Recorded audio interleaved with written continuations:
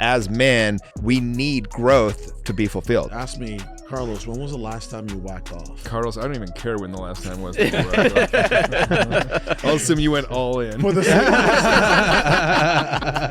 Carlos Reyes on the humble show. Yeah, we all in. Yeah, we all in. So grab your boys now, cause you know we all win. Lift your hands up and give them praise. Blessed every day, full of grace. Yeah, we all in. Yeah, we all. Welcome to the All In Podcast. I am your host, Carlos Reyes, and today we have a very, very special guest. But before we get to that very special guest, I got my business partner, Mr. Phil LeConte, back in the building. To my left, I got Mr. Garret Jors. And to my other left, I got Mr. Adrian Salgado, aka Born Closer. Now, about this very special guest. He is the founder of We Are the They, which is a very unique community that helps men become the healthiest version of themselves. And also, he is now the author of a new book called Be One, which also teaches us men how to be healthy men in these toxic times. Mr. Jimmy Rex, welcome to the show, brother. Carlos, so honored to be here, my friend. Man, again, I think now I've met you maybe 4 years ago, maybe 5 years ago, right? In the real estate realm. And to see where you are today, right? It's absolutely an honor to be able to witness your growth over the past 4 or 5 years, man. Well, thank you, man. It's just like it says behind you, dude. You just go all in, you know? I love it. It's funny. People they think that this success is just this magic wand that touches certain people, and it's just not the case. Like everybody that does anything, worth writing about or really being able to build anything, it's just consistency over time doing it. And it's like what you're doing with the podcast. Like you do every single thing right, and just doing it over and over. It's that consistency though. And it's funny, like when I first launched my podcast, I'm 570 episodes in now. Wow. And when I first launched, it's so funny. I remember I had Mitt Romney while he was running for senator of Utah. I had a chance to have him on my podcast, and it was funny. I thought my podcast would just blow up after that, And the irony was that no one gave a shit. Like it didn't even move the needle a little bit, barely moved the needle. Yeah. And I just realized, I'm like, in life, it's so accurate. Like there's no one thing that's going to change everything. Every now and then you have this idea that's just like boom, but like for the most part it's just constantly week after week. I've never gone more than 7 days without putting out an episode in 7.5 years, and so now obviously I have a giant audience with that, and it can get any guest that I want. But it started with just being consistent, and again, there's no one moment that's going to change it all. It's just showing up every day, doing the work, going all in, and when you do that long enough, eventually you end up with a book or you end up with a podcast that people listen to. Brother, it's not that complex, right? You just mentioned consistency, commitment and consistency, right? Mm-hmm. I told these guys, what is this, 8 episodes, 9 now? 9. 9? Yeah. But we've been strategizing about this podcast for 5 years. It's almost like that story. What's that story where they hire the guy to come fix the printing machine, and the guy sends them a bill for $10,000 or $20,000, and he's like, "Well, we need an invoice for that. What did you do?" Right? And then he sends them an invoice, and it says part, right, $1, right? Years of experience, 9,999. Yeah, to know which part to Exactly. Yeah. And that's how I feel. That's what's happening with this show. We're very, very excited about what we're doing here. And I told these guys, I said, hey, 6 months in, watch where we are. Right? We're doing all the things right. We're doing all the things right. And we absolutely love what this show is about, that's why we have guests like you. We're very selective about the people that are ever going to be on this show. You have to be authentic, right? You have to be authentic. You have to be a servant leader. You can't be a self-serving guy that's looking to leverage and, he's transactional. You are, from what over these last several years of being around you, brother, you are far from those things. You are a servant leader. You are authentic. You lead by example. You pour yourself onto other people.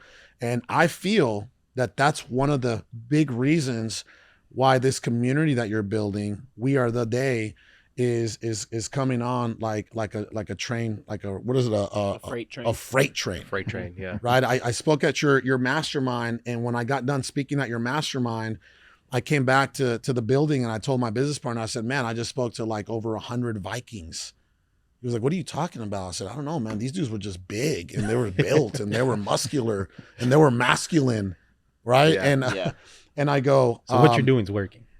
yeah. And I go, and then the other thing, I go, bro, I felt like I was speaking to a tribe. Mm. And I go, and two things really stood out from that group. We Are the Day, which is Jimmy's group. I said, one, core values, and two, vision. You know, they know where they're going. They know who they want to become, right? They're warriors.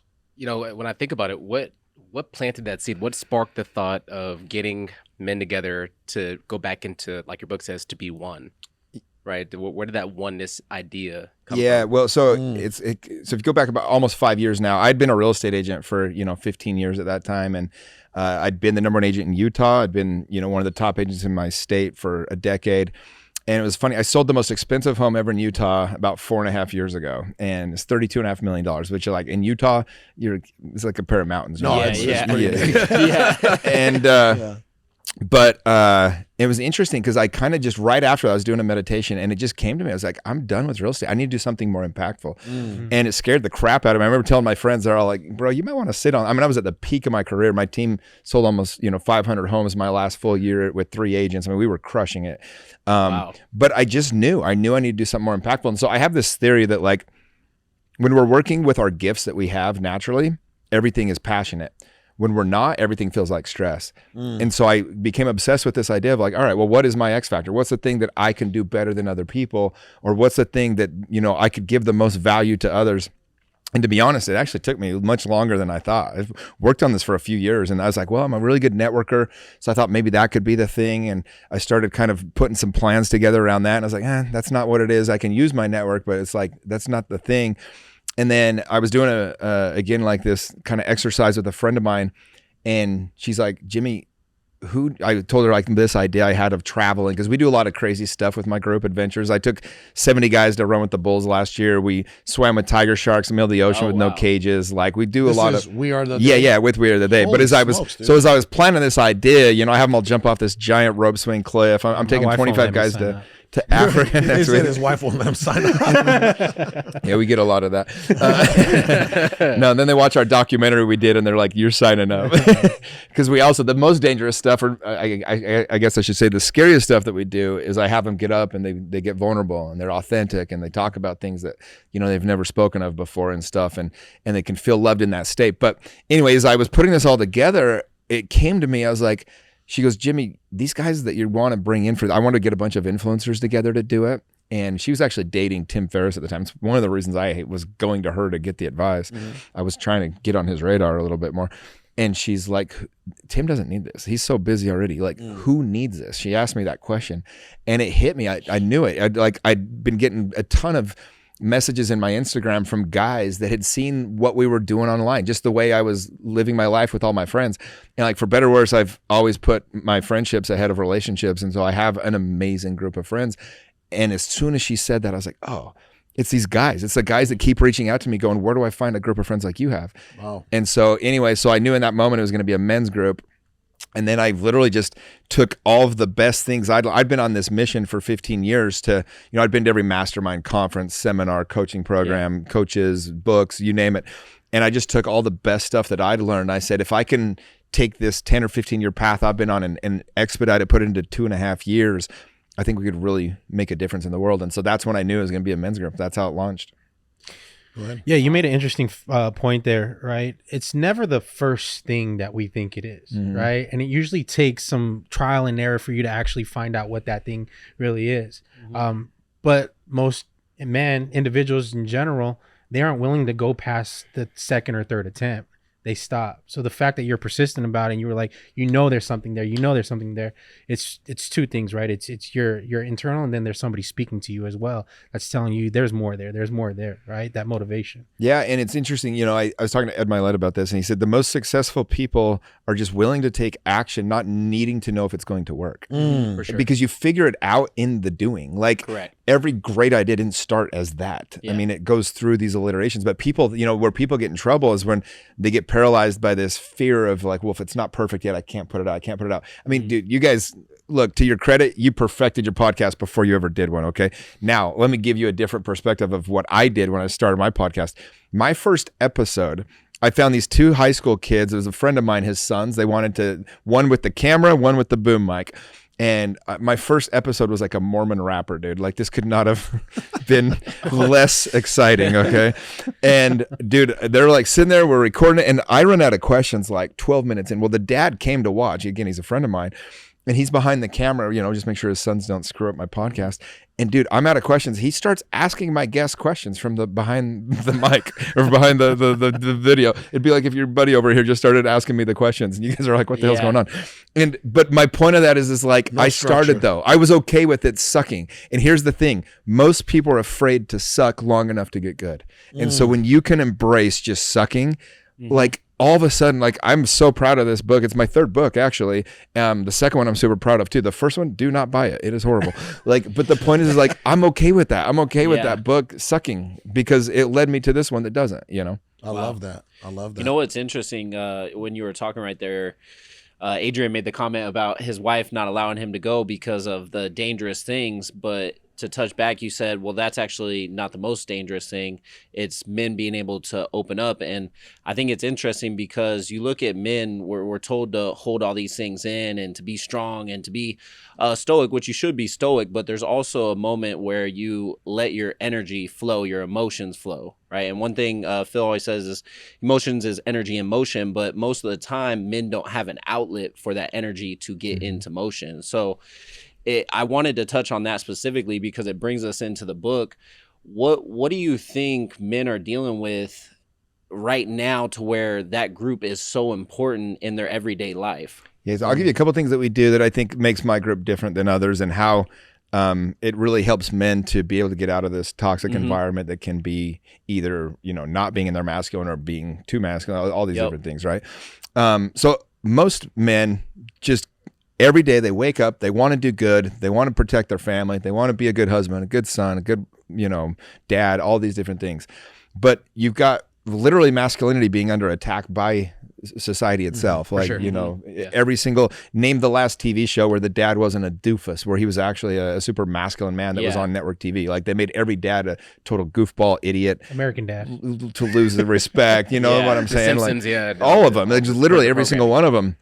Then you go look at, like they've been trying to glorify these, people that, whatever, like a Dan Bilzerian lifestyle or some of these other things that just look like they can be super fun. But ultimately, the people that I've always been my heroes, the people I've looked up to, are these dads that just show up every day, do their job, kick ass, and they're just dads, like holding space for wives that are depressed or like handling kids that, things aren't going the way they want to. Like I have one buddy, like his kid for no reason keyed his car, just like it's 7 years old. Yeah. And he's like sat him down and he had this beautiful conversation and he's like, listen, whoever did this to his 3 kids, like, you're not in trouble, but I need to know what happened and why. If you tell me now, you're not in trouble. But if I find out, you're in deep shit. And he's like, I did it, Dad, because I was mad. And but he has to deal with that. And to be able to, so I'm like, man, and I'm a single guy, so I've never actually been married. But one of the gifts of my life has been able to be around these guys and be able to grow from so many amazing men in my life. And so one of the things that, and we highlight this, I made a documentary. We just released it in the theater in Utah about a month ago because I wanted to be able to highlight really what we're doing. What's the documentary called? I gotta check it out. Yeah, so it's called We Are the They. But if you go to wattvid.com, wattvid.com, then you can, for now, we're going to put it in some festivals and stuff. So for now, it's the only way to watch it. You get a link and then you can watch it from that. Okay. But in that documentary, we show a couple exercises. I'll show these two because it kind of answers your question. So the first one I do is most men have never. There it is. There it is. Yep. There's the documentary. Yep. So make sure you have it on the show too. Most men don't get seen every day. So we do this exercise the first night they show up to my events, 50 dudes. We all get together for the first time. Everyone's a little nervous. And you've been to these events, Carlos. I'm sure you guys have too. Everybody is meeting for the first time. And here's what happens. What do people do? They're bragging about their business or their car, their girls, whatever it might be. What they're really saying is, hey, please get to know me. I promise I'm worthy enough to get to love like that. But it comes off like this weird bragging, shell or mask that they're wearing. So the very first night, I have every guy write down a list of everything they've ever done that's amazing. I call it the badass list. And they have to write down at least 50 things that make them amazing. And then the trick of it is, though, then you read it back to yourself as if you're reading it about somebody else. And it's a way to like not feel like an imposter, because we'll give everyone else so much credit, but we never give it to ourselves. So these guys, so that's part of it. But then in that exercise, I had a buddy, it was about 4 or 5 years ago. We had this experience. We're at my house and he was just down. He didn't see how he created value. He didn't see himself the way we all did. I said, dude, shut the damn door. Like, get in. There was like 8 of us in the room. Is that the story of when you flew out to him? He like... that's a different story from the book. Yeah. But this dude, we closed the doors, like 8 of us in my bedroom. And I said, bro, this is the safest room you're ever going to be in. We already know you're a freaking badass. You're going to brag about everything awesome in your life right now. And we're going to scream and yell and cheer you on off every single one of them. And we just forced him to do it. And we were screaming like, yes. And you just see his whole energy just change. He lights up, So the first night these guys get together, they all make their list of 50, all 50 guys, and then they read it in the middle of the circle, and then we go nuts screaming and cheering for them. Everybody cheers them on. And it's for a lot of these guys, it's the first time they've been celebrated, a lot of them in their whole life.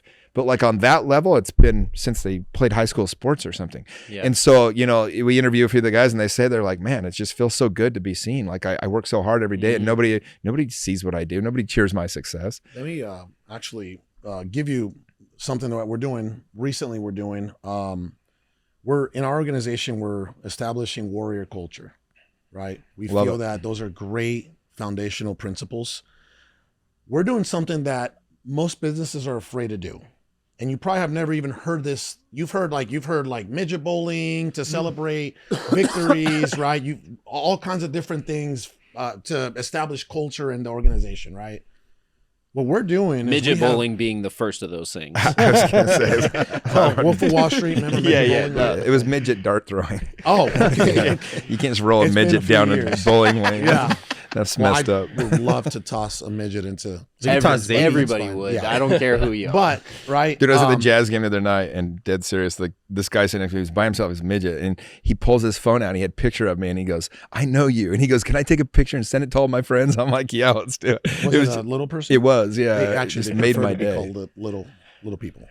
It's tricky. I think it's by the way, it's like I think it's the way that you're referring to it. Like if you're honoring, I wouldn't call him a midget, of course. Yeah, I don't even know. You make me feel bad. No, I'm just joking. It's 2024. Yeah. There's certain words we don't use. I don't know if midget's off the table. I don't know. I don't exactly. I don't feel bad about it. Well, watch this. Watch this, right? So we came up with, we're like, how can we be different, right? If we're establishing warrior culture, then shame is actually a very powerful tool when it comes to people meeting their goals and accomplishing their objective. Back in the tribe days, right? You send somebody out to hunt, and you were expected to bring back some buffalo. Yeah. And you didn't bring back that buffalo. What would that tribe do to you? They would like shame you until you got it right. Mm-hmm.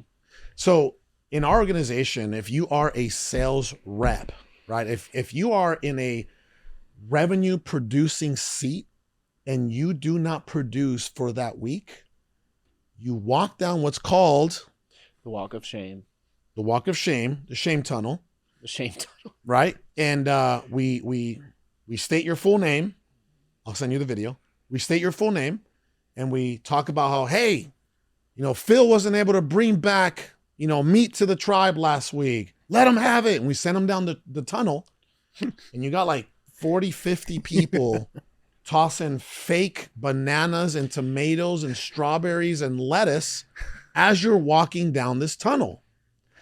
And it's been very effective, by the way, because people are now saying, man, it's Friday. I don't have anything. I'm going to work tomorrow, Saturday. Now they're going to work whatever extra day they need to or stay here later. just because they do not want to go down that tunnel. Now, on the flip of that coin, right, this coming week, I had my admin lady order a lion shield with the sword, and we have the Leonidas helmet, and I had her order full roses, like night rose petal, like full roses, right?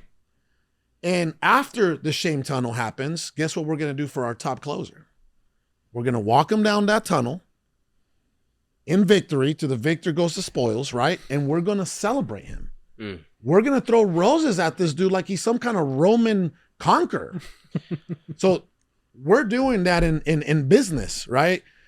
There's a lot of businesses out there that wouldn't even dare to do these type of things because of the society that we live in today, right? Which leads me to my next question is, with We Are the Day, right? I wrote it down here for you because I'm like, man, this is very interesting.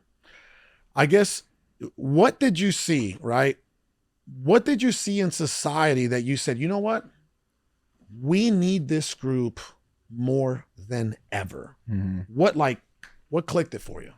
Well, I mean, the loneliness, epidemic that's going on. I mean, suicide has never been higher for men. It's never been, for men under age 35, their own hands will be the most likely cause of death if they pass away, right? I think the devil divides us and God brings us together. And I think for me, I said, what more beautiful way to give back and make purpose than connecting people with other great people?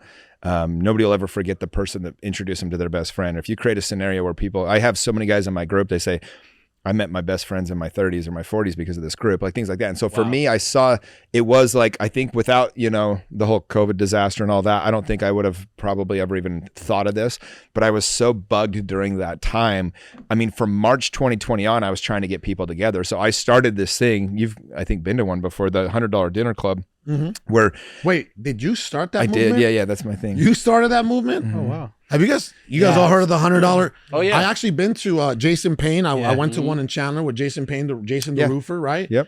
I know Dan, we did one with Dan Fleischman. Yeah. So I didn't know that you were the root cause of so that I movement. started that, and it was a couple of reasons I did that. So one is I'm, part owner of some restaurants. So when they shut everything down, in Utah, there was a couple restaurants that were like fighting through, and there was this little Peruvian restaurant, I remember, and I wanted an excuse to get people together. It's like we threw some poker games like right away. We're talking like March 13th, March 17th. Like we're like, early. like this is bullshit. I mean, my friends are, at the time we're hanging out, it was like Sean Whalen and, some of these guys that are just like the spokespeople for the bullshit, right? Like I think Sean was the first one that publicly called bullshit on everything.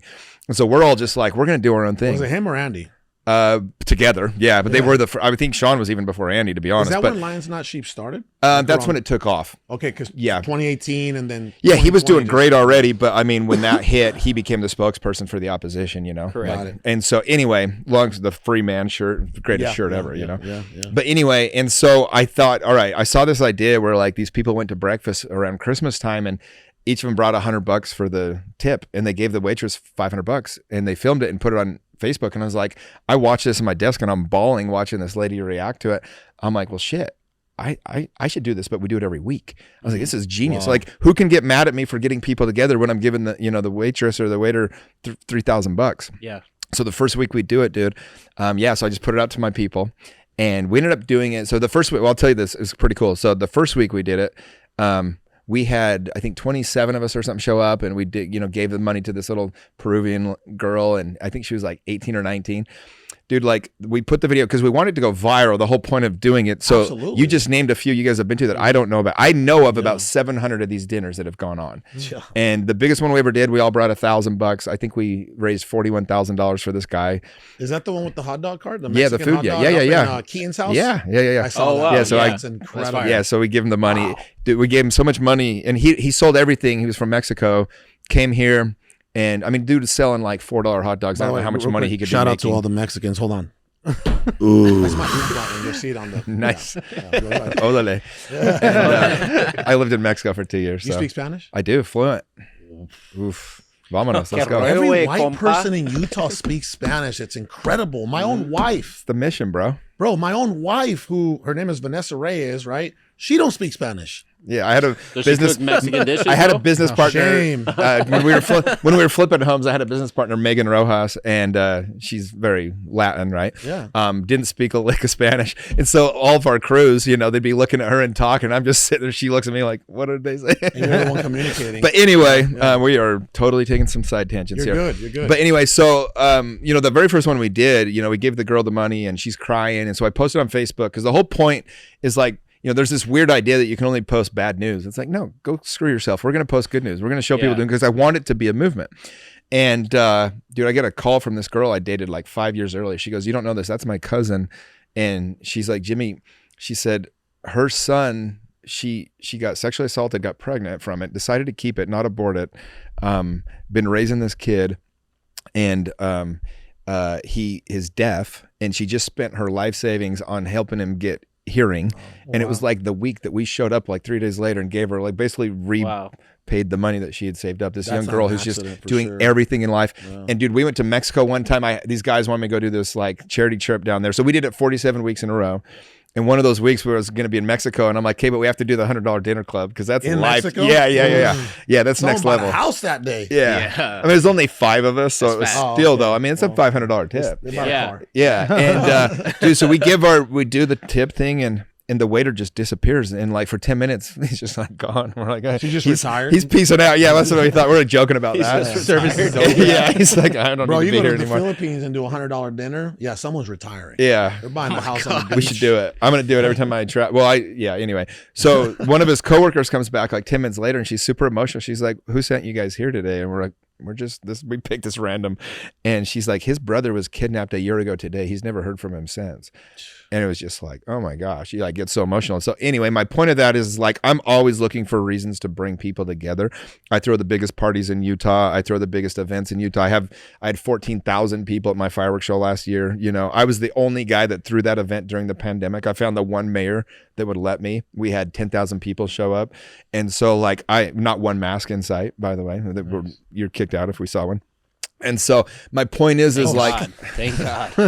I'm always trying to do things to bring people together, to build community. And so I think what I saw was like, I would talk to like my nephews, and they don't have like best friends. I'd talk to all these guys, and they don't have a best friend. Did you know that I think it's like 26% of men now don't have one person they can call in an emergency that's like a friend? Not one. Wow. And like, that's a lot, you know, and like less than, I mean, it used to be like 4% in the 70s. And so we used to have excuses to get together. Guys would get together at they'd smoke cigars, or they would play chess, like all these things that are literally, you know, you go to the barber shop, and you have these places.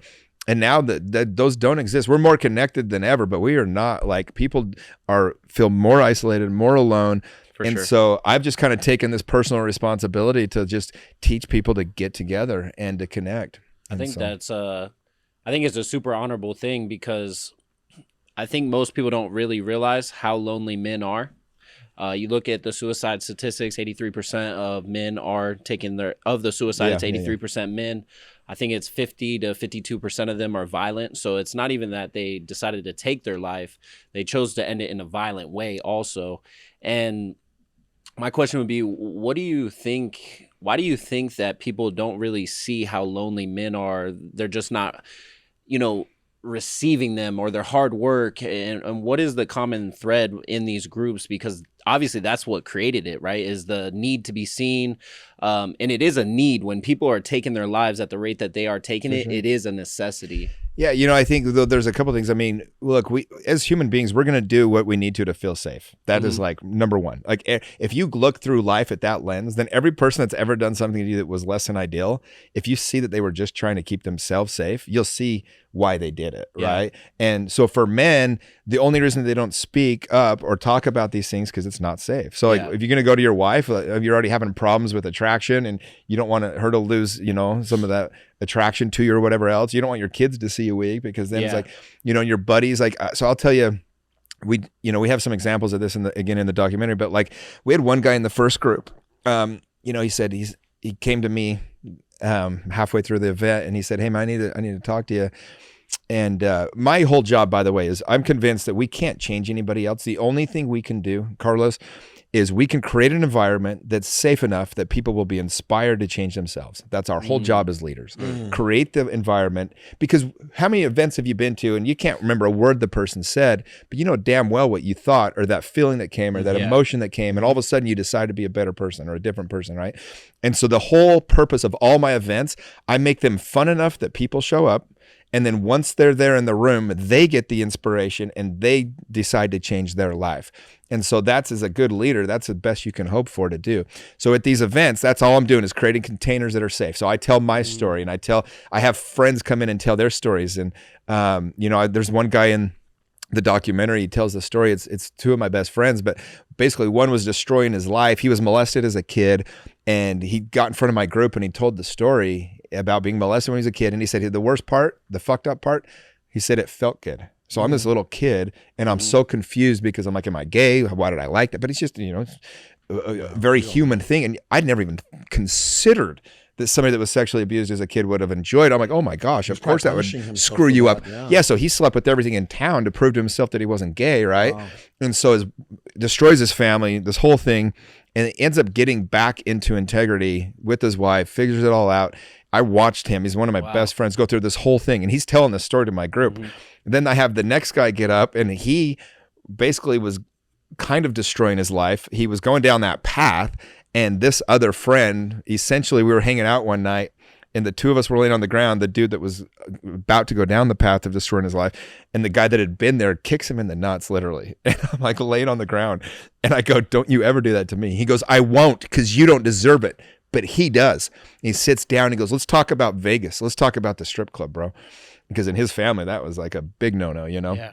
And long story short, for the next hour, I watched this. He kicked them in the nuts? Yeah, to get his attention. Like he really kicked them in the nuts? I mean, it wasn't How hard like, was it? It was hard enough. It was you know what it's like to get tapped. But it was like, nuts, it was bro. enough that was like, good. it was like, what the hell just happened kind of thing. Yeah, I mean, it was pretty hard. Like, was he standing up? No, we were laying on the ground. The other guy walked in the room, but it was time to have the come to Jesus talk. Yeah. Wow. So he sits down, and for the next hour, though, I mean, this dude knew every single thought my other buddy had in his head because he'd been there.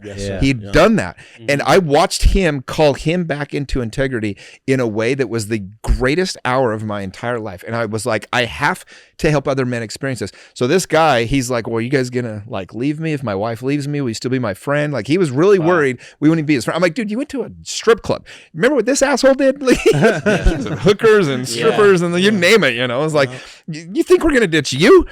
And so he's like, all right, well, you watch my kids tomorrow when I go home. I'm going to tell my wife, and I need you guys to, watch my kids. So we take his kids. He goes home, gets into integrity with his wife. And by the way, I need to probably kind of create why this is so important. If we're not in integrity, if we're not being honest, if we're wearing a mask, if we're not authentic, then what happens, Carlos, is everybody that tries to love us, we can't even receive it because we think to ourselves, if they knew who I really was, they wouldn't love me. And so every guy walking around that is wearing a mask or isn't authentic and vulnerable, they don't trust the love they get. It's like a bucket with holes in it. So this dude, so the whole reason I teach my guys to get into integrity, it's not about because I don't give a shit if you go to the strip club or not. I've been to them myself. But if your wife doesn't know you're going, you now have an energetic block between the two of you. And if you're not completely safe to be completely vulnerable with your wife, then you're missing 98% of the goodness of that relationship.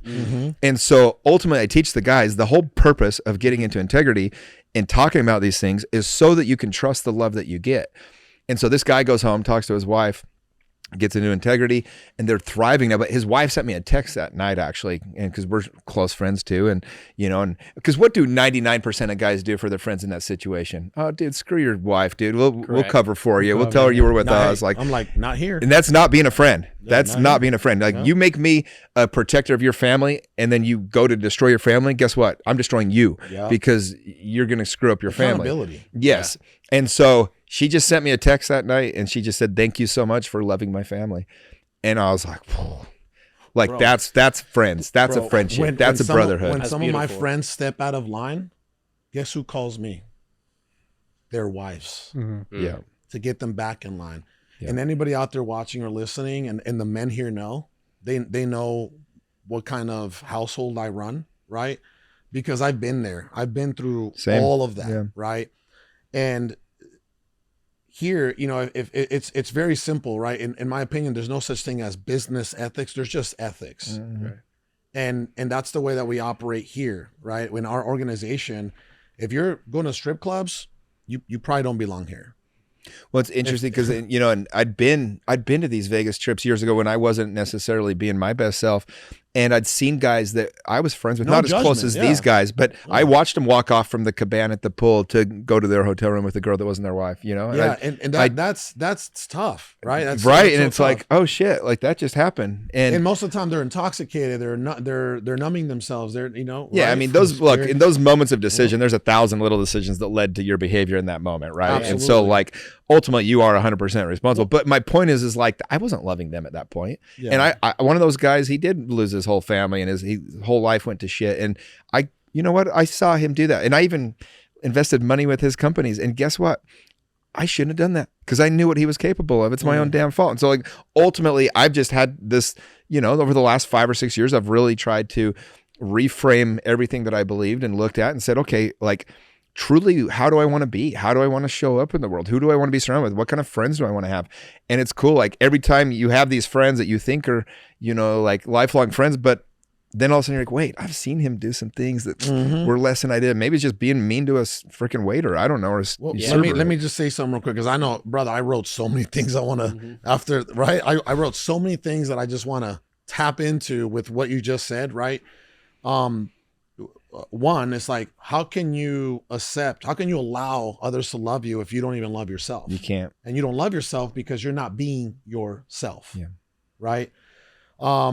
Which, by the way, like, self-love and confidence, it all comes from just holding promises to ourselves. Like, when we know that we do the things we say we're going to do, that's where that all comes from. Like, that's, you know, it's not about taking a bubble bath and wine and all that. Like, self-love is when you're like, you know what, I said I was going to run today. I guess I better go run. And then you run. And like, I remember when I went through the downturn in the real estate market, it was so hard and there was no rewards. You were broke as shit. Third quarter of 2022 or 08? 08.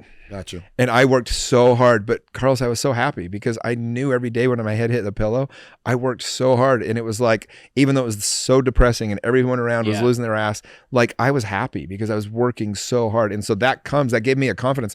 You think I was worried when the market turned this time? I didn't even notice.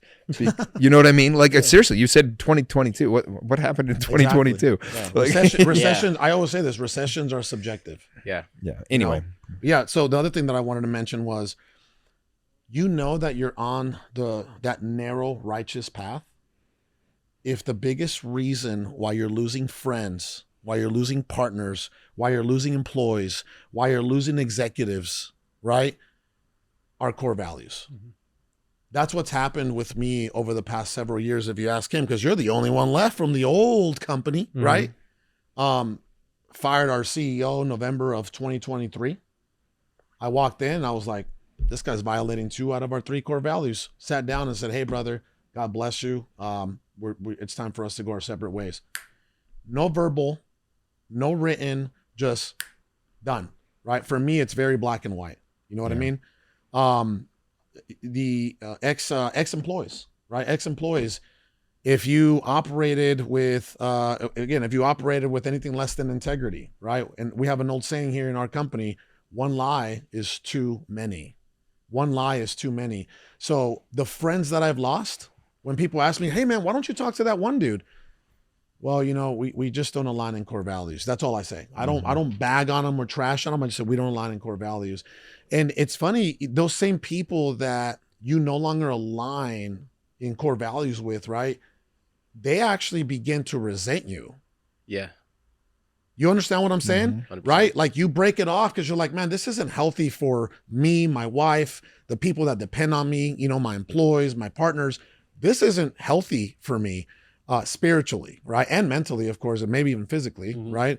If you're sleeping around with hookers and stuff, right? When you walk that path and you choose it, you have to, when you go through the purging of the friends and the family, and then you start to become more lonely, or you choose that, then you look back and say, well, maybe I shouldn't let go of those friends because then I'm going to be by myself. Now you're left with you and your thoughts, right? Because some people don't know to unmask, like we talk about the mask that people wear, because they were in the environment, whether it was their dad, uncle, friends who did the things that we ideally don't align with. then you go back to say, well, what are you programmed to know what's good and bad? Because we're letting go of these people who only thought that this is just what I know. This is what I grew up with. And we're saying, hey, look, we just don't align. So I'm moving this way. But as you do move that way and you go down that narrow path and you try to align with people that are in that circle, which is very small, right? Like we all go home to our families. And even with Garret and I, we don't get to hang out often because he has 3 kids. I got my new son and we don't have that time. We don't have that time that we used to, which is very important to have, right? Because there isn't many of us. And we both know that we talk about things that most men don't want to talk about, that aren't as vulnerable to talk about. But going back real quick before you hit it, Carlos, is the system. Because you said the system has started this this trend. And the system, going back to low-income communities, where they incentivize the woman to take the man out of the home, correct, or they don't receive the money or the food stamps. They're incentivized. They're incentivized. I'm glad you said it because I mean, look, like we can have every discussion we want about what's going on, but like white people destroyed black communities by taking their fathers away, like making it uncool to be a father in a black community. Not all white people. I'm saying the people that did it were white. The people To destroy the black communities. Certain people in power, right? But it's like you can literally look up the people that came up with like all the different abortion bills and all the things. Like the statistics are alarming.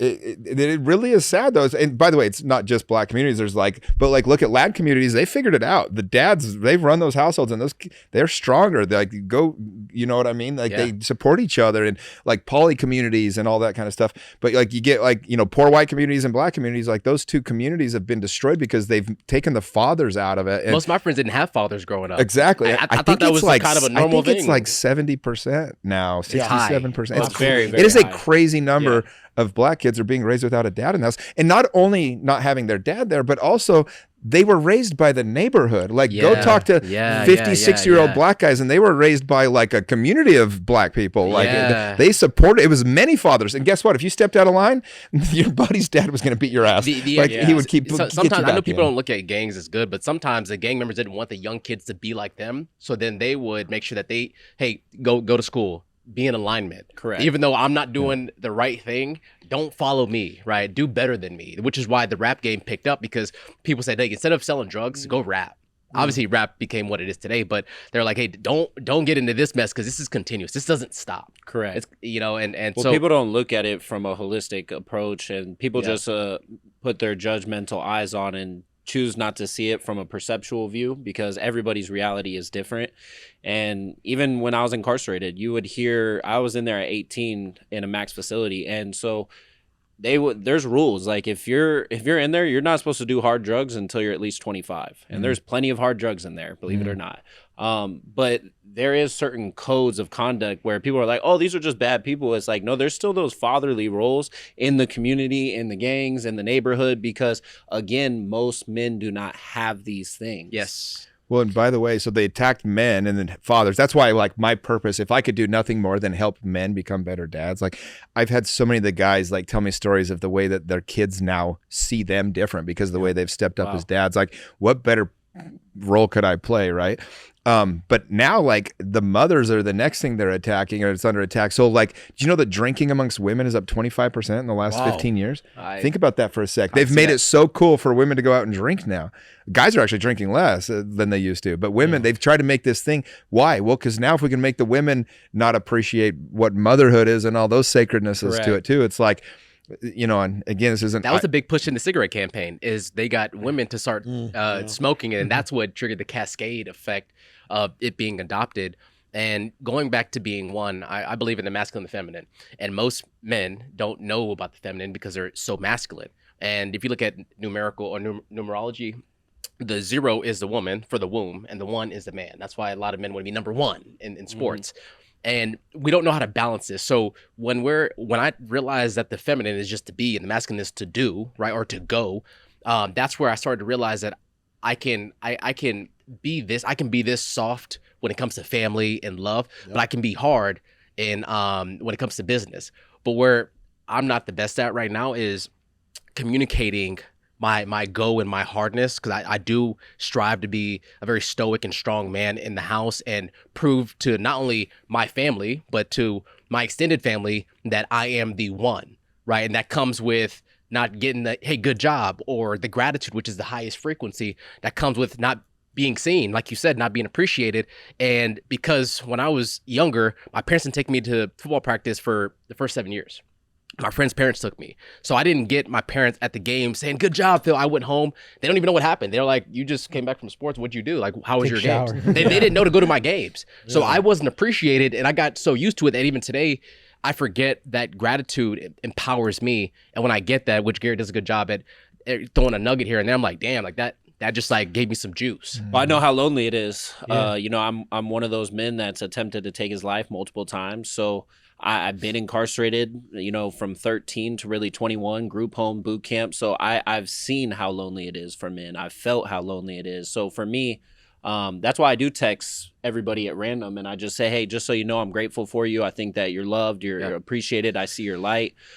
Because and you're a hard ass. I am a hard ass. You're a warrior for sure. But the reason why I do that is I'm hard on me more than anybody, right? And because I hold a certain standard for myself. But what actually made me realize how important it is to vocalize, even in the home with your relationship, is one day we were going, you know, I'm breaking down, and Daisy's like, well, how would I know all these things are wrong with you? You never talk about them. You just always handle it. It's like nothing ever bothers you. You're always just good. And it's like, no, I just portray that I'm good because for me, I always thought, well, you have to be a pillar of strength. You always have to be a pillar of strength because in the environments that I was in, if you were not, you would get taken advantage of, right? And adapting to it has been interesting. Well, here's what I tell the guys too that I coach, because you're not wrong. Like as a man, like your number one responsibility is like get your shit together, get your house in order. Period. Yes. Like you can't go bitching to your wife, but you don't have a job or you're overweight and you're doing these things. Like you can go to your wife when you're really giving everything you have, then you can crumble on the floor and be like, I need you to just hold me tonight. But then you get your ass up and you go to work again, right? Then she can trust that, because if the second the feminine can't trust the masculine in her life, she has to emasculate to protect herself. And so your job as a man, you absolutely can crumble on the floor in front of your wife if she knows you're being a man otherwise. I just never, you know, for me, I had never seen it, right? All the men that I knew, hard men, right? My dad was physically abusive. I slept at parks at a young age. So there was no like, I never have once in my life ever seen my dad shed a tear. And so for me, I embodied that because I was like, well, I'm tough. Like I know I can handle anything. I don't need to express myself. I can internalize. And obviously, I mean, Phil's seen me blow up multiple times, right? Because he's lived with me. He's seen the battles that I've faced internally. But I've started to slowly, I think this is the first year. I told everybody, I'll be 30 this year. And I told everybody, this is the first year that I feel I finally became a man because I'm finally learning how to balance the feminine with the masculine. Well, yeah, and Phil touched on that really well. It was really smart what he said. I didn't want to have that be missed. Like every one of us inside of us has the masculine and the feminine. We want to have healthy releases of like the stress and the problems and the fears and all those things. When we have a healthy way to do it, you know, when you can talk to a friend, like literally we do this exercise where I make every single guy, we just go around the room and you stare at each other for 3 seconds in the eyes and then you give them a hug, no talking. And it's hilarious. There's not a single guy not crying by the end of it because like, shit, man, they just feel me. They see me. And we do all these different little things like we just holding a guy and giving them a hug when they need it and things like that, you know. But when you have healthy releases, that's what breath work's awesome about. That's why we do all these other things, right? That's why we you guys did the somatic one with Sperber? Yeah, we've done it a couple times. That? She's great. It's powerful, huh? Yeah. I've done some releasing with her on multiple occasions. It actually really works. It really works. Well, these are healthy outlets, right? Because like a man can scream, he can cry, he can, and it's not even natural. Like you don't even get to control it. It's like it's what your body needs to release because all of a sudden you're not in your head, you're in your body, right? And it can kind of do that. That's all I knew was to punch things, yell, freak out. Well, and if we don't have healthy releases, they spring out in weird, kinky, bad ways, right? Like you see men do with weirdest shit, and you're like, why would he do that? It's because he didn't have a healthy outlet. What is a formula for men that you would say where you can check yourself? Because you've been around many high performers, right? And high performers, when you're at your pinnacle, just like you saw that massive home, you touched it and you're like, oh, well, there's another mountain. This mountain was cool. I'm going to go to the next mountain. But what happens is when we go down that mountain to the next mountain, then we go back and you have to go back through things that you haven't dealt with from your past, right? Those stack of beliefs that you carried with you up this next mountain that you have to release. And I'm just curious as if there's a formula to check yourself going up that next pinnacle in your life, because it's so hard when you're behind the scenes or behind the phone of knowing who am I? Who am I in this period, and how am I showing up for myself? I know who am I to people or what people see me as, but who am I to me? Yeah, I think constantly checking in with yourself. I mean, my second book I wrote about the hero's journey, which is kind of you get to the peak, and then like the reality of life is it doesn't matter. And this is in The Way of the Superior Man. It's probably the best book ever written for men. For sure. He says it doesn't matter what you achieve. Like the mistake is to think it's going to get easier. Like because as men, we need growth to be fulfilled. That's one of the 6 human needs, right? And so it doesn't matter. But in that, you can kind of check like, okay, like sometimes like I always say when you're doing great, check in on everybody else. And when you're down, doing a little bit down, like the ability to ask for help or just ask, you allow people to serve you. It's such a gift to them. And when you understand that, then you're willing to ask for help. Like all of my friends, I've loved them at the most when they were so vulnerable and they needed me and they asked for help. Like one of my best friends, this dude is just dialed in every way. Like anybody would want his life. Supermodel wife, like 7-figure job, tech company owner, like the whole thing, right? And dude, he was going to become a dad a couple of years ago, and we were all hanging out one night, and he's like, "Hey man," me and my other 2 friends, he's like, "Can you guys come here real quick?" He pulls us in another room. He didn't want the women to hear, and he starts crying. He gets emotional, and this is my buddy.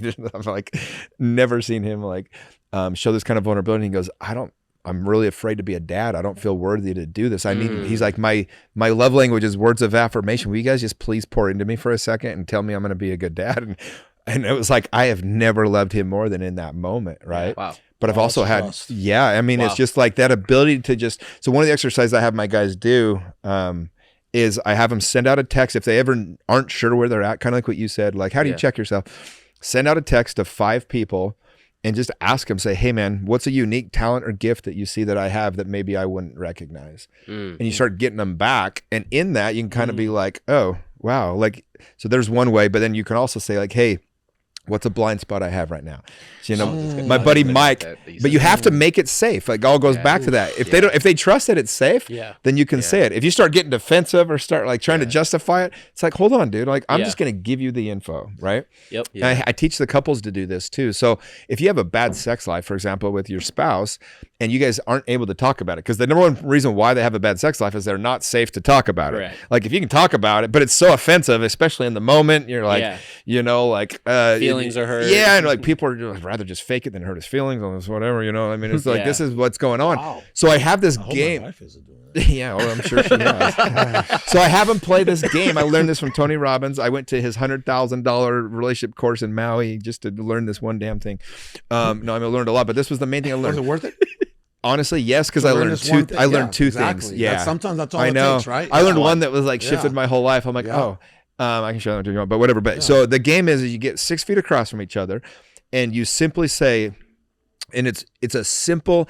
The only reason you're doing it is to figure out information. There's no guarantee to do it. There's no obligation. There's no response. It's simply a fact-finding mission. And so, like, if it was me and you, right, I'd say, like, okay, let's pretend it's your wife or whatever, because this can be less weird. But my point is, like, you'd be like, honey, when you're stressed or not in the mood, what's one thing I could do that would help you to get more in the mood? Yeah.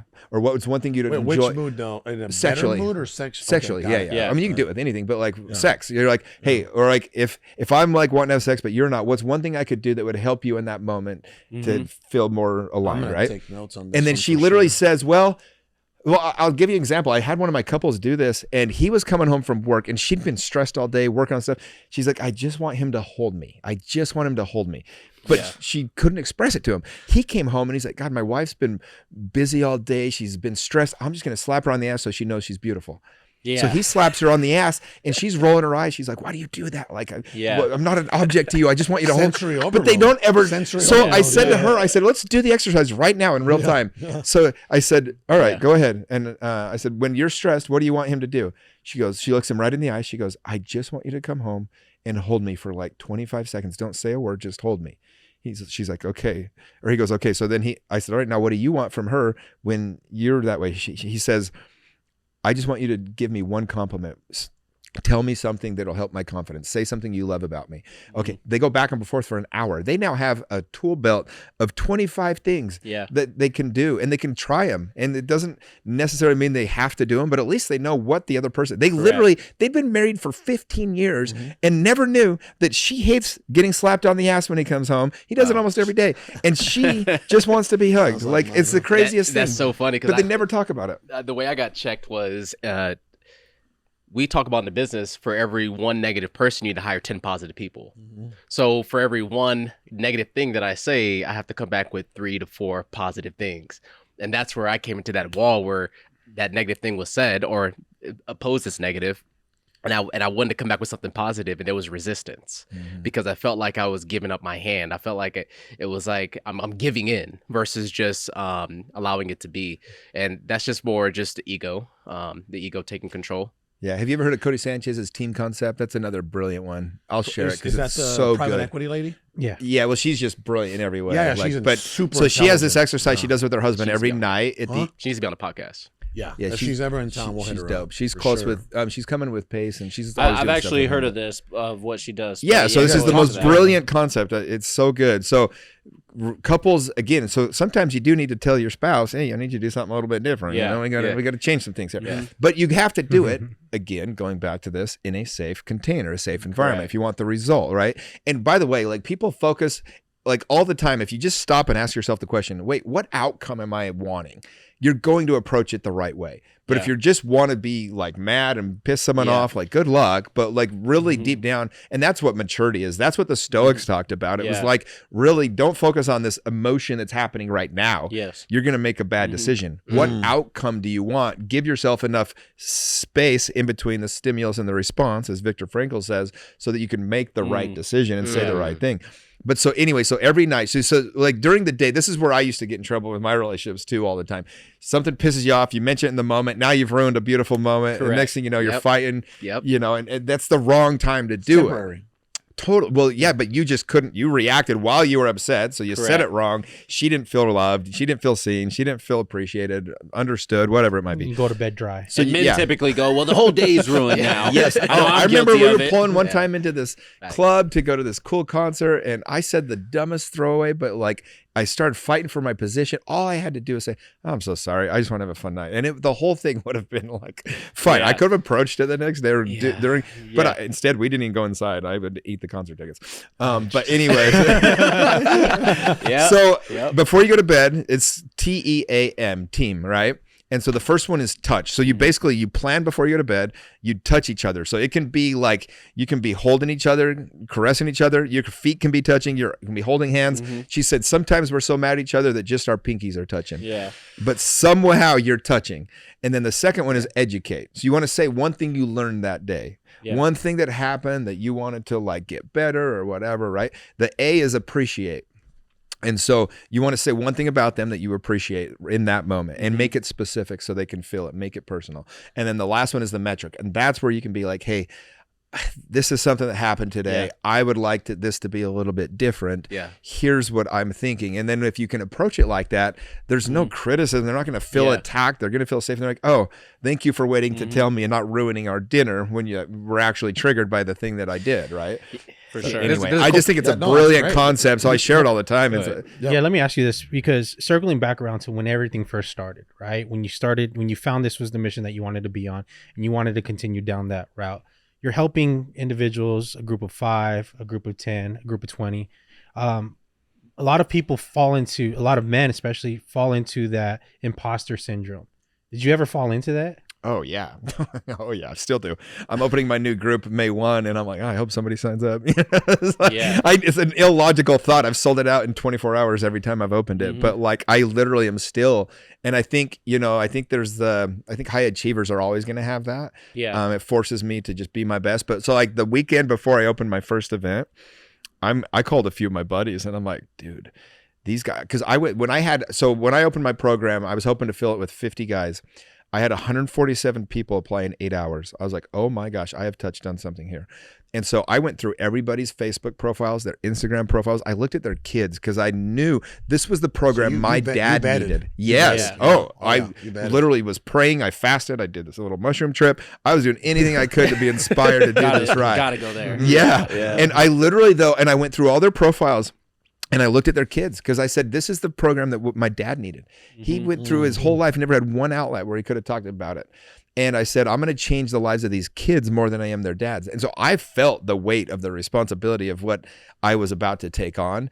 But, you know, going back to what Ed's told me is like, I just have a really beautiful ability to take action, not needing to know if it worked. I knew if I gave it everything I had, that was going to be enough. And I did really know that. And I was like, worst case, I've got them jumping off this amazing cliff. They're going to have fun doing that. It's a lifetime story.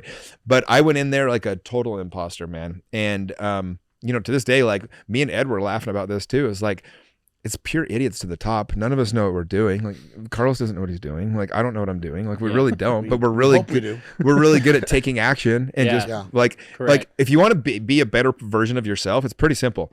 You create the best version of what you would be. Right? What is my avatar? What is my highest self?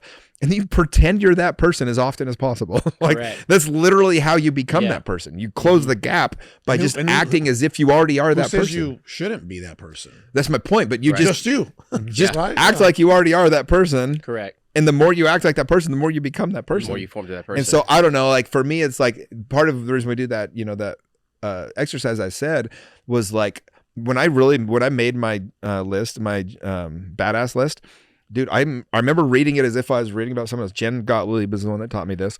And I remember literally having the thought, I would love to hang out with this guy. It was me. I was reading about me. I was like, how cool is that? It was like the imposter syndrome did go away. But it's always going to be there. I mean, high achievers are always going to feel like... What about, brother, and you're right. You know, you're right about no matter how much of a high achiever you are, right? There's always going to be that little ounce of doubt or fear. For sure. What about just having more faith?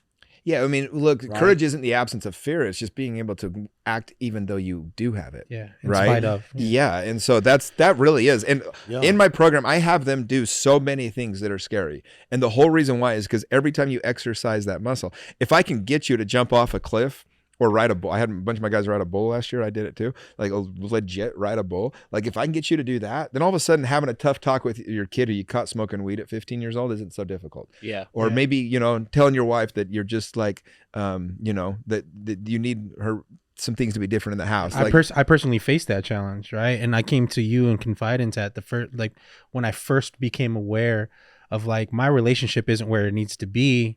And it's not my wife's fault as much as I kept trying to blame her. It's not her fault. It's because I wasn't living the righteous path, right? Yeah. I'm hiding my financials from her. I'm indulging in pornography when she makes me mad. You were. And yeah, I was. You were. And these were things that maybe a little online gambling back then. There might have even been some gambling. No, I know. Hey, I know. Yeah, I know. Yeah, 100%. And so, man, it took me it took me months to build up the courage to finally have that conversation. And then finally it was like, and I was kind of trying to see if I can get through it, like the workaround, right? Because it says in the Bible, confess your sins first, right? Because confess your sins. So I was like, who do I have to confess them to? Because I confessed them to God already.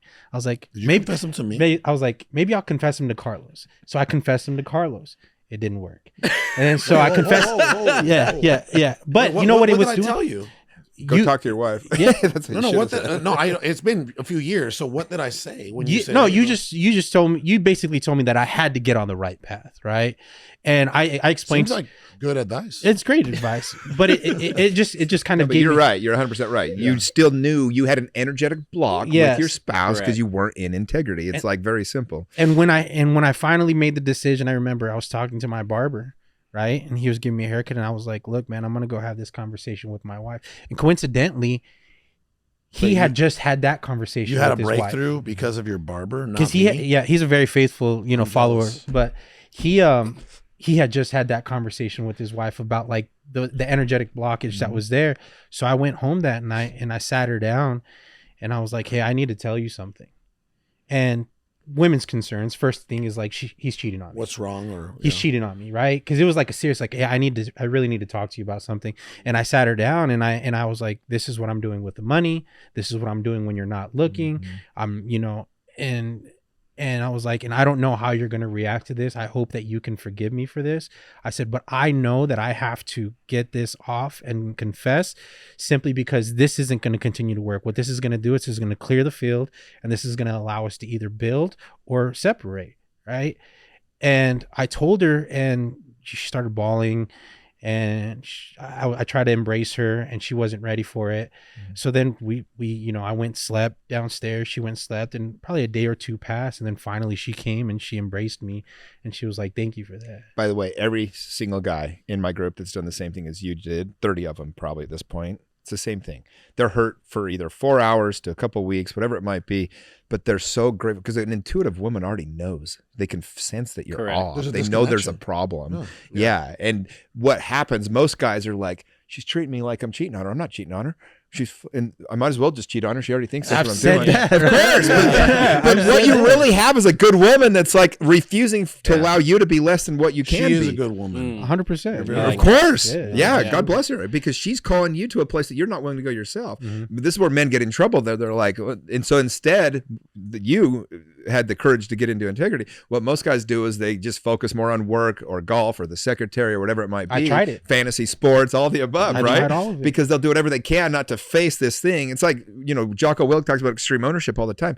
When you actually realize, oh, I am the problem here. Like, I'm the problem in my relationship. Everybody is the problem if they have a problem in their relationship. It's you. Yep. Because it is up to the man to be so safe emotionally, spiritually, physically, in every way, that she can just be, like you've said multiple times. And when you can be that, you're gonna get the woman you want. Yeah. And when you're not, you can complain all day long. My buddy in Vegas, the thing I was telling about that went to the strip club, his wife she knew before he left that he was up to bullshit because she could sense it.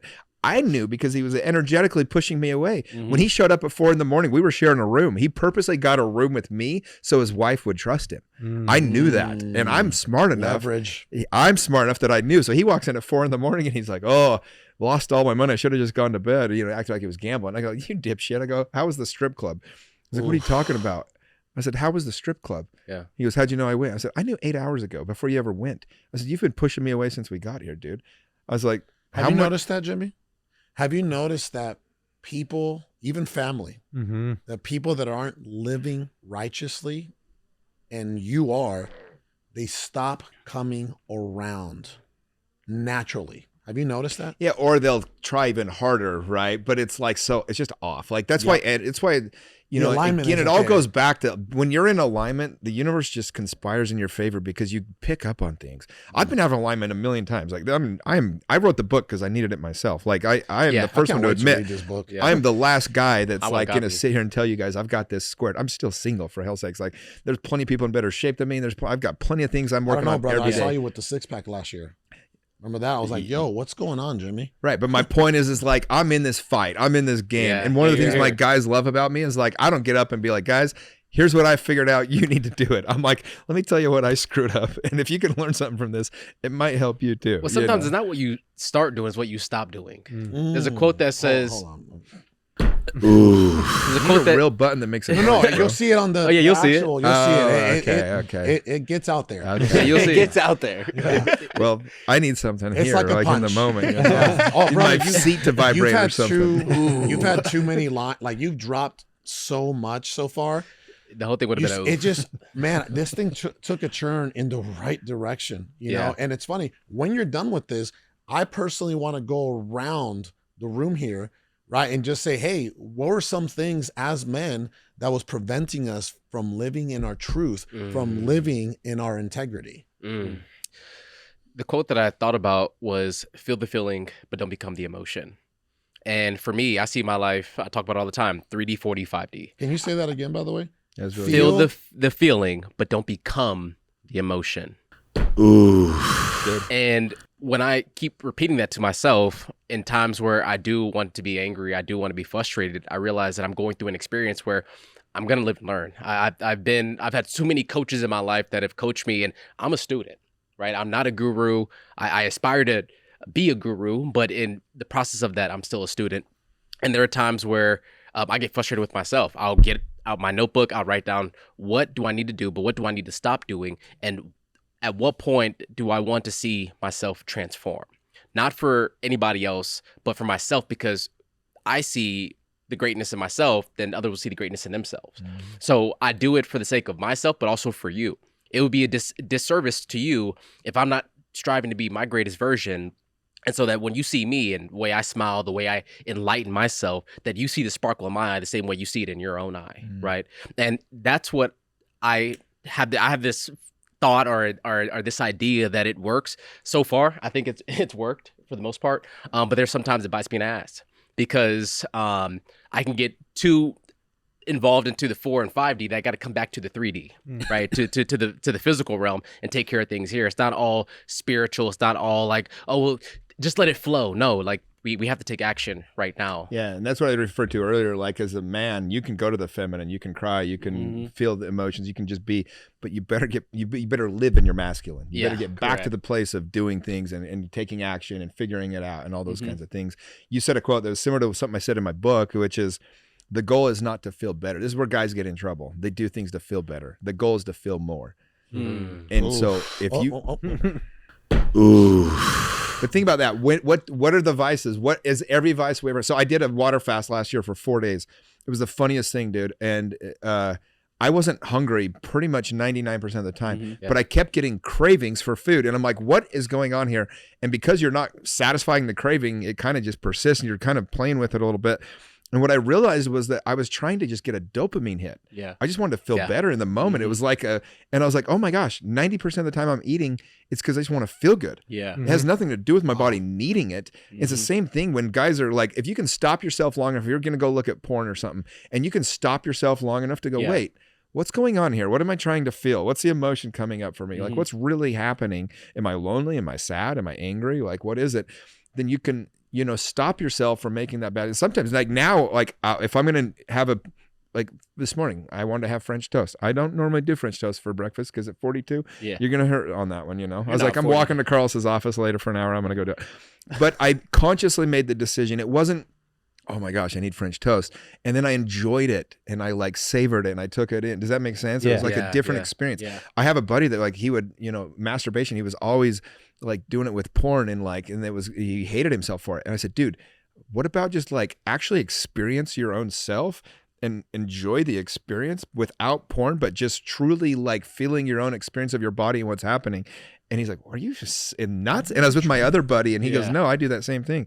I learned that from David Dita, the same thing, the way the superior man. The 25-year-olds in here are taking notes right now. Yeah. Well, it's just especially the guy that's on celibate right now. If you're doing it to porn, it's because you're trying to mask. It's because you're trying to get a dopamine hit. But if you really are just like want to have that feeling of sensation, like do it in a way that honors yourself and women and everything else. And all of a sudden there's no shame attached to it. We got to talk about your shame thing, by the way. I'm totally against it, but we'll get that's a whole other thing. There's a whole chapter. Chapter 2 is on shame of the book. Read it. We'll call me and we'll have a conversation. I grew up in a very religious community that shamed you on a lot of things, and I don't think it's healthy. So gotcha. Yeah, but I do love the idea of it. We make it funny. Oh, I know it sounded fun. Yeah. I bet it's real fun. I bet it's real fun for the guy getting the fake bananas. Yeah. It's funny. I'm with you. And by the way, I will say, like, our society's gone too far on like not holding anyone responsible. Like you do have an obligation. If you're a sales guy, get your ass in the office and make your calls. If you didn't, what the hell is wrong with you? Like, you should get told by a good boss who'll hold you accountable. Yeah. And if you, in a funny way, can throw fruit at them, I think that's we make it really fun. Yeah, we make it really fun. We'll talk about it. Yeah, absolutely. Read the book. Well, so real quick, want to hear some funny? Speaking of whacking off, right? Oh boy, or serving yourself. Right? I call it self-inflicted orgasms. So let me get this straight. When you were jerking off to porn to get that it wasn't even that. It wasn't even jerking. It became an addiction at some point. You weren't even jerking. There was times where I would just watch it just to escape. He wanted to watch the plot. I was just gonna say, brother. I was just gonna say. I think what you were describing, right, was an outlet. Yeah. Whether it's food, porn, alcohol. I had the same right, thing with women, It's cheap. whatever. Well, it's cheap dopamine hit. It's like everything that A is good cheap for us. dopamine hit. Everything that's good like for that. us long term doesn't really feel good in the short term. Correct. It's Yeah. sitting in meditation. It's working out. It's Yeah. like those. But everything that feels good right now is usually not good for us long term. It's eating candy. Cold plunging and changed cake. my life. Yeah, I actually bought a cold plunge last year. And Nice. Brad Lee from Vegas and myself, we held ourselves accountable from April of 2023 all the way to December. We were like, hey, bro, you know, it's 38.5 degrees in the cold plunge. It's 6 a.m. And then that's how we were holding it. There's power in men holding themselves accountable. yeah. Right? Back to you, though. So did you ever whack off to porn? Yeah, of course. Okay, hold Yeah. on. Did it feel good? Yeah. Would you cry right after? No, I would Okay. feel shameful though. All right. He's like, what's going on? Right, hold on. I know. You're getting to know me at a whole different Did you level. cry after? It's like, yeah, I He's sat like- in the room right, and I used What kind of that as porn a were you looking at, lubrication. Carlos? No, hold on. Well, you said that immediately, right? Like you begin to feel ashamed after whacking off. Well, When you I do don't it think for you the right consciously when you don't do. do it I for the think right it's a reasons. lot I of think it's it's an internal, subconsciously. yeah. You're not just like, oh, I did it again. I mean, maybe you. You do, know what it but- was for Oh, me look at me, I'm is such a mess. I think that it's important, like you said, it's the act of identifying what you're feeling, Yeah. right? Because for me, anytime that I would turn to porn, it would be because I was either angry at whoever I was in a relationship with, Yep. or maybe I could have been sad, I could have been Yeah, dissatisfied, mine was usually lonely. lonely, yeah. Nothing was going right. And when I realized that, when I finally had caught it, I was like, oh, okay, so I'm not even like enjoying this. I'm not Yeah, enjoying you it. put a ritual around it that is just, it's not even good. It's not No. fun. That's why my point is like, if you can like, in an enjoyable way without, at the expense of, looking at women that way. Correct, correct. Kind of, Jimmy, ask me, Carlos, when was the last time you whacked off? Carlos, I don't even care when the last time was. That you whacked off. I'll assume you went all in. For the sake of the show, just ask me. Carlos, when was the last time you whacked off? I don't remember. Good job. Right? Now, hold on. Congratulations. You want to hear something cool that You just want to go happened? get the Spartacus hat and wear it? Because we got to build a tunnel. But went to speak up at Red Suits. It was such a cool experience. By the way, the biggest real estate bus tour. It was Yeah. kind of cool. I think Yeah. you should do it next time when he's. I did it the first time I did it. Yeah, it was super cool. I Super spoke at cool. it. So we made a bet, right? So and I'm not really a gambling man, but this is what I did with one of my media guys. That's right. This is about you, Matt. We're in the airport, about to fly back from Utah to Phoenix, and he's from Michigan, right? He likes Michigan. Well, he's from Ohio, but he attended a university in Michigan. Michigan's playing North Carolina, and they're up like 9 points. And it's just about to be the second half, and he goes, "Oh man, yeah, Michigan's gonna spank them." And me, right, knowing sports the way I do, I go, "You sure about that?" Right? I go, "You wanna bet on it?" And it's not money. I said, "Why don't we do this? If Michigan wins, I take you to the best steakhouse in the state, which is Mastro City Hall. Okay, you can order whatever you want." Bone marrow, New York strip, medium rare, whatever, tower. seafood tower, whatever, right? He's like, "Oh, man, yeah, this sounds good." I go, "But if you lose, you can't have sex for 60 days. It's a 25-year-old, by the way, who's constantly on Hinge. I was like, "You can't have sex for 60 days. You can't even be around a woman for 30 days. Matt might be a private Hold on. equity owner. Hold on. North Carolina won. He lost. Okay. What day are you on now, Matt? I am now no sex. I'm on day 48. They Backwards. I have 48 days left. he has Oh, 48 okay. I was he's like- counting the days. Right? He's doing it weird, yeah. Now I'm gonna Doing it weird, yeah. Now I'm gonna ask him straight up, Matt, have you watched porn in the last 12 days? Matt, you don't have to answer that. He's not your ecclesiastical No, but leader. remember, remember here in our organization, we live in our truth, and one lie is too I'm many, just right? kidding. You have not. I have not. Have you whacked off in the last 12 days? I have not. I'm going to explode. Oh my God. Ooh. Hit him with the oof for that one. Good job, Matt. Good job. Now back to the show, right? I guess my point, by the way, I said that because I think too often we have shame over like if somebody masturbates, and it's like, hold on, like there is a way to do it and be Correct. There's a way to be pretty promiscuous and be in integrity if you're really upfront and honest about it, and you're like being real with yourself, and you're being, you know, smart with how told you're my talking. spouse this last night. I said, because she goes, well, that's what love is supposed to look like. I said, maybe that's what love is supposed to look like for us. Yeah. Right. I said, we're not here to judge what love looks like for other people.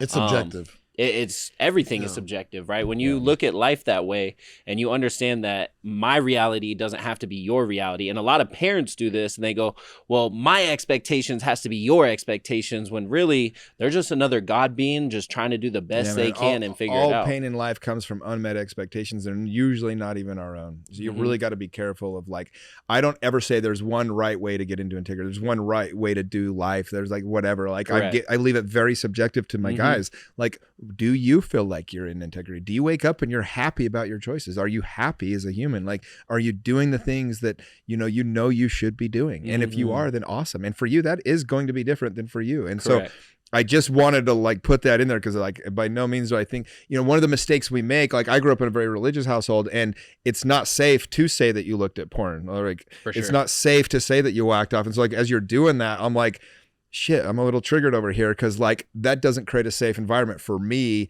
the way that I would normally have somebody talk about those issues, right? And so it's and for you guys, it is safe for you too, but somebody listening to this, I don't want them to be like, oh my gosh, like I would never, like. Why is it so mask in religions to be vulnerable and to be authentic and to expose things about you that you need help with, but you don't know how to explain it without that judgmental factor coming in Here's play? what I think the difference is, because when I left, you know, I left the religion I grew up in when I was 32 years old, and I was all in. I was a virgin until I was 31.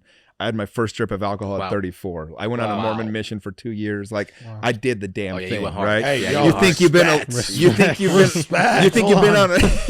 Respect. Yeah. 31. You got 48 days left. 31 years old. So, but my point of that was, go Jimmy. the biggest difference for me, and I think this is the reason why so many people are attracted to the message I give now. When I was in the church, it was just the way you're raised to believe when you believe religious dogma, that there's a right way and a wrong way to do everything. So I was always worried about what people were doing. When I left, I just cared how they were doing. Wow. And that made all the difference for me. Like that changed every relationship in my life. What made it switch? It sounded like something happened in your life where you just kind of like just turned the table. I mean, I had some beautiful coaches and mentors.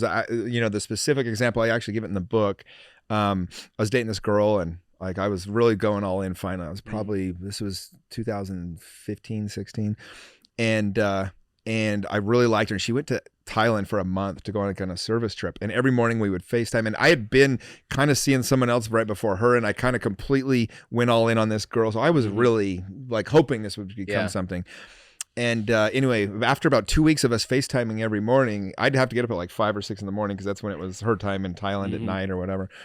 And one day she just out of nowhere just goes, hey, just so you know, like, I don't want anything out of this relationship. I just wanted somebody to like talk to while I was gone in Thailand. Jeez. Oh, I was like, talk about getting kicked in the nuts. I mean, literally my coaching. So I had a coaching call with my coach, my life coach, the weekend before, or a couple of days before. And on that call, the whole call was about things I could do for her while she was gone that she would appreciate. Like it was all about just trying to pour into her. So I get on my next coaching call. Well, so by the way, so that happens. I'm devastated. And I end up going and I hooked up with 2 girls that night, if I'm being honest. wow. And so good for you. no, but I was, and it's not the right way to do it. Go Jimmy. However, in that moment, like being in a religious community, I mean, you get the book thrown at you next to killing someone. That's the worst thing I could have done. Blasphemy. Yeah. But I called my coach, and I didn't even want to tell her. I almost skipped the call, but I'm like, shit. I mean, this is what I'm paying her for. Yeah. And so I said, well, because she starts the call. Did you do any of the things we talked about? Just send her flowers. And I'm like, well, no. In fact, here's what happened.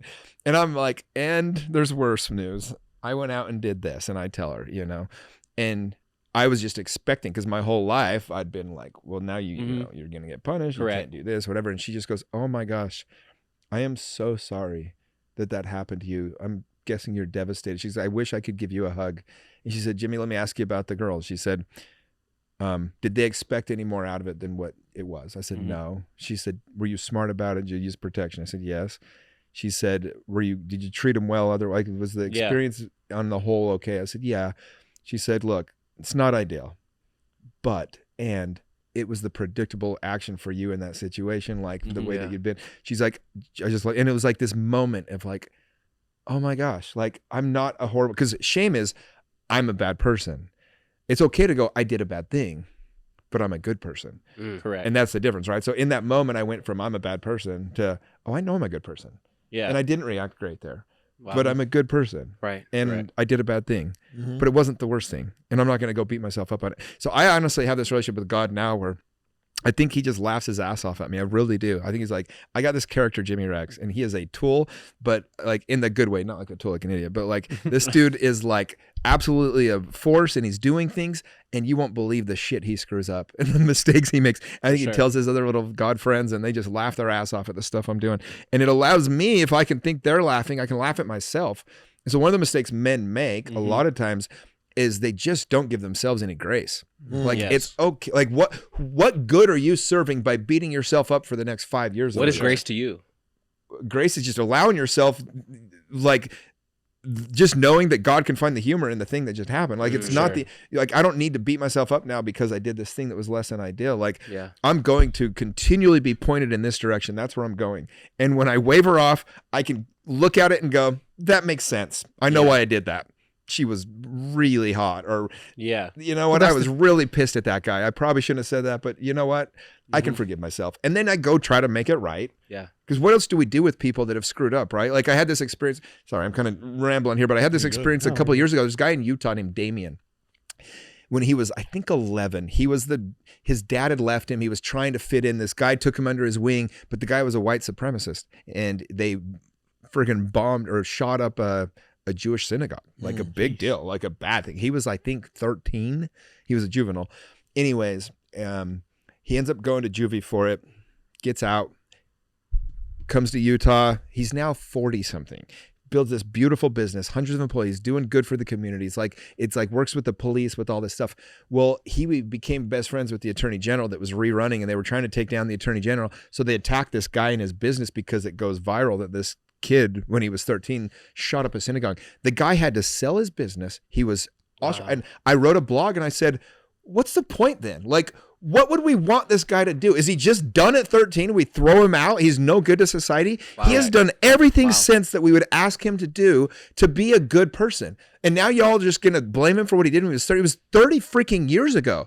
I was like, is he just worthless to society? No. So like, I think Grace is going, yeah, he was 13. He was the passenger in the car. Like even if he was the shooter, he was 13. You know what I mean? It's like, he made a great life afterwards. He's got a family and all these things. And I just had his back and like everyone was attacking him. And then I put that out and I was like, oh shit, we'll see how this lands. Yeah. And I just got a call from him or a text and he's like, man, thank you. Like, I needed this. And like all of a sudden, all these people started turning their opinions. Like, that's true. But what do we do with it? It's like, you can beat yourself up for the next 10 years because you were a dick to some girl one time, or you can just be better going forward and give yourself a little bit of, room to go, you know what? I know why I did that. I wouldn't do it again. I should have been better, but I'm also not a horrible human. Correct. Because when you start to think you're worthless, that's when you just make continuous bad decisions. Well, the definition of sin is missing the target, right? Missing the target comes from archery. Yeah. The word sin comes from archery. Anytime you don't hit the target, it's a sin, right? But Jesus died on the cross for our sins already. So if that's already been paid for, then we should be able to just kind of forgive ourselves as well too, and know that there was only one man that walked the earth that was perfect, and it was Jesus. Everybody else is, and even he flipped some tables. Well, for me, forgiveness is, I've never really needed forgiveness from anybody. As long as I forgive myself, I could give two fucks what anybody thinks about me in this world. To go back to Ed Milet, he said something powerful. He says it a bunch of times actually, but God does not call the qualified you're most qualified to help the person you once were. Correct. And he says it in a qualifies the called. Qualifies the called. Thank you. And if you look at any powerful person throughout history, all of them have histories, right? Mm-hmm. And they all have past, they all have traumas, they all have things that they did not do well.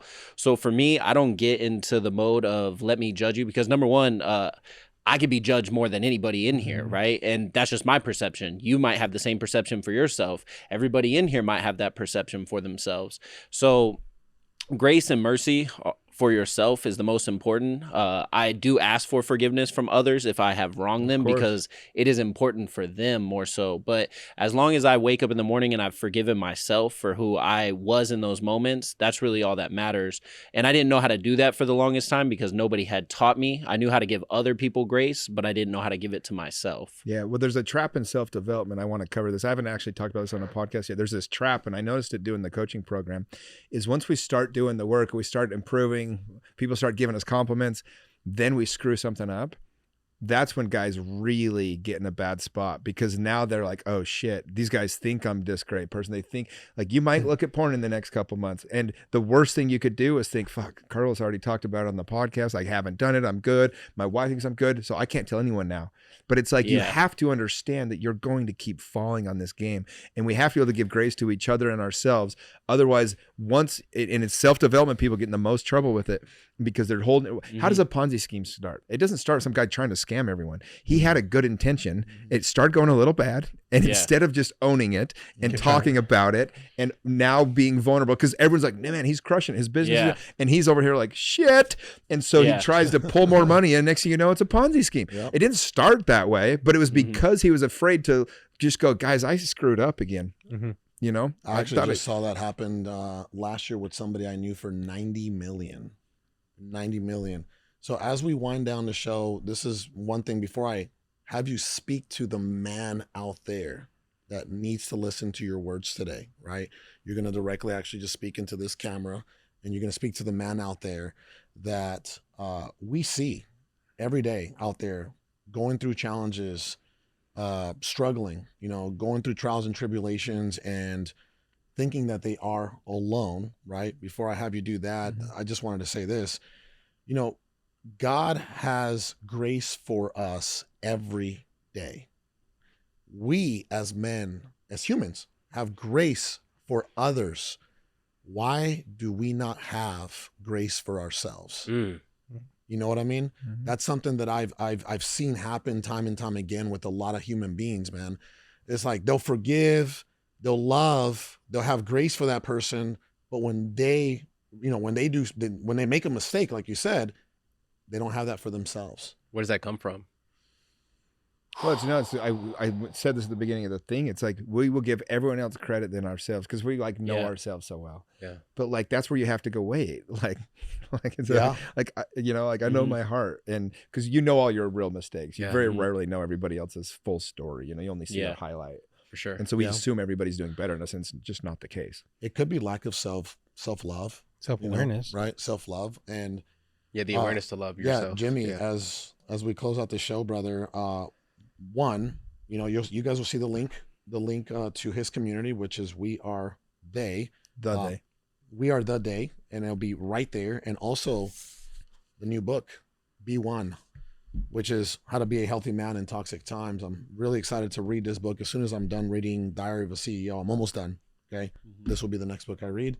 Brother, do me a huge favor, speak into the camera and just talk to that man out there that could be watching or listening, that feels like they are alone, just like most men that join your community at some point, you know? Yeah, well, I think every man feels it at some level, that he's alone. And the truth is you know, you're not unique in that. Every single person is experiencing that.